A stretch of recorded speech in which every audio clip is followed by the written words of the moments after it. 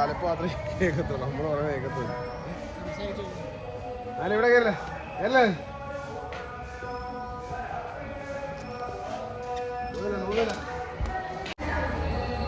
പെരുശ്ശൂരിലാണെങ്കിൽ ഇപ്പം 7ാമത്തെ കൊല്ലമാണ് നിൽക്കുന്നത്. കരിനെല്ലൂർ ക്ഷേത്രത്തിൽ അമ്പലത്തിൽ ആനയാണ്. അത് കുറേ നാളായി കുഞ്ഞിലെ കൊണ്ടുവന്നതാണ്.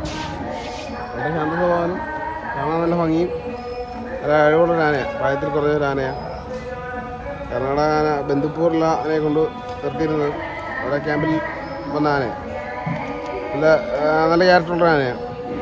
പ്രോഗ്രാമിന് പോയാലും നമ്മളൊരിക്കലും ആൾക്കാരെ വഴക്ക് പറയത്തൊന്നുമില്ല. അതെന്താ ഇങ്ങനെ ഇരിക്കുന്നത്, അതെല്ലാം അറിഞ്ഞും കൊണ്ട് ആന നിന്ന് പഴകി. അല്ലെങ്കിൽ നല്ല ഒരു അത്യാവശ്യം എല്ലാ പൂരപ്പുറമില്ല, എനിക്ക് അത്യാവശ്യം പേരും കാര്യങ്ങളൊക്കെ ഉണ്ട്. ഇവിടെ എന്തെങ്കിലും അറിയും പേരിടാനെന്ന് പറഞ്ഞാൽ. ആഹാരമൊക്കെ മെല്ലെ കഴിക്കത്തുള്ളൂ. പിന്നെ ഈ മിക്ക ആനകളുടെ കണക്ക് പെട്ടെന്ന് മേടിച്ച് കഴിക്കുന്ന ഒരു പരിപാടിയില്ല. എല്ലാം ആസ്വദിച്ചുള്ള കഴിപ്പേ ഉള്ളൂ. അതിനൊക്കെ നമ്മളൊരു പൂരപ്പറമ്പിൽ ചെന്നാലും ആനയെ തിടമ്പേറ്റി നിന്ന് കഴിഞ്ഞാൽ ഒരു മേളമൊക്കെ ശ്രദ്ധിച്ച് ആ ഒരു മേളമൊക്കെ ആസ്വദിച്ച് ആന എല്ലാ കാര്യങ്ങളും ആന നിൽക്കത്തുള്ളൂ. പിന്നെ എല്ലാം പുള്ളിക്കൊരു സാമട്ട എല്ലാ കാര്യങ്ങളും. എന്തിലും ഒരു വൃത്തിയാട്ടമൊന്നുമില്ല, എല്ലാം വെപ്രാളമൊന്നുമില്ല. നടത്തത്തിൻ്റെ സ്പീഡ് കൂടുതലാണ്, അതേ ഉള്ളൂ. വേറെ കുഴപ്പമൊന്നുമില്ല ഇതുവരെയായിട്ടും. ഇതിപ്പോൾ ചികിത്സയിലാണ്, ചികിത്സ നടന്നുകൊണ്ടിരിക്കുന്നു. നടപ്പാട് കാലഘട്ടം ആവാറായി വരുന്നു.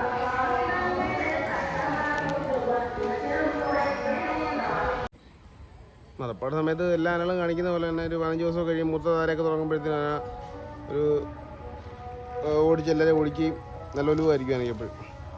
പിന്നെ എന്നെ കണ്ടു കഴിഞ്ഞാൽ പിന്നെ ആണെങ്കിൽ നല്ല ഒലുവാണ്. പിന്നെ ഭയങ്കര വാശിയാണ് നടപ്പാട് സമയത്ത്. പറയുന്നത് കേൾക്കത്തൊന്നുമില്ല, നാട്ടിലൊക്കെ പറക്കി എറിഞ്ഞായിരിക്കും നിൽക്കുന്നത്. പിന്നെ ആഹാരമൊക്കെ കുറച്ചേ കഴിക്കത്തുള്ളൂ. അലസ്യോ പട്ടയൊന്നും കഴിക്കത്തില്ല, ആഹാരമൊന്നും എടുക്കത്തില്ല. വെള്ളം ഇഷ്ടം പോലെ കുടിക്കും. നല്ല സൗഹൃദമാണ്, ഇതാണ് നല്ല കാര്യമാണ്.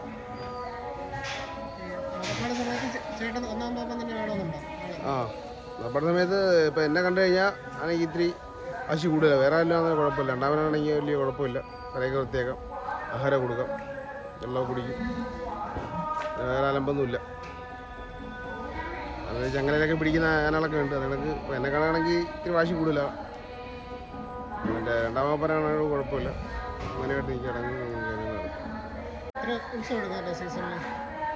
പിന്നെ അങ്ങനെ എണ്ണമൊന്നുമില്ല. നമുക്ക് ഈ അമ്പലത്തിൽ ട്രസ്റ്റിൽ ആനയുണ്ട്, അവരാണ് എല്ലാ കാര്യങ്ങളും നോക്കുന്നത്. എണ്ണത്തിൻ്റെ കണക്കൊന്നും എഴുതിയിട്ടില്ല. എടുക്കും. ജനുവരി തൊട്ട് ഡിസംബർ വരെയുള്ള മാർച്ച് വരെയുള്ള പരിപാടി എടുക്കും. ഏപ്രിൽ മെയ് കഴിഞ്ഞാൽ പിന്നെ ചികിത്സയിലോട്ട് അതാണ്ട് ഇപ്പോൾ ജൂൺ മാസം ജൂലൈ മാസം ഈ സമയത്ത് ചികിത്സയാണ്. അപ്പോൾ പിന്നെ പുറത്ത് പരിപാടിക്ക് പോകത്തില്ല, ഇവിടെ തന്നെ നിൽപ്പുള്ളൂ. ഊട്ടും പോകത്തില്ല, ഇവിടെ തന്നെ.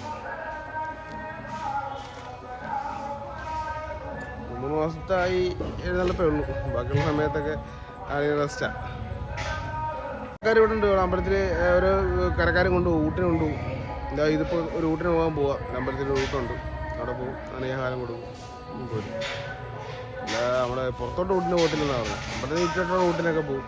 അവിടെ ഈ കരയിലുള്ള വീടുകളിലൊക്കെ ഊട്ടിന് വിളിക്കും, അങ്ങനെ പോകും.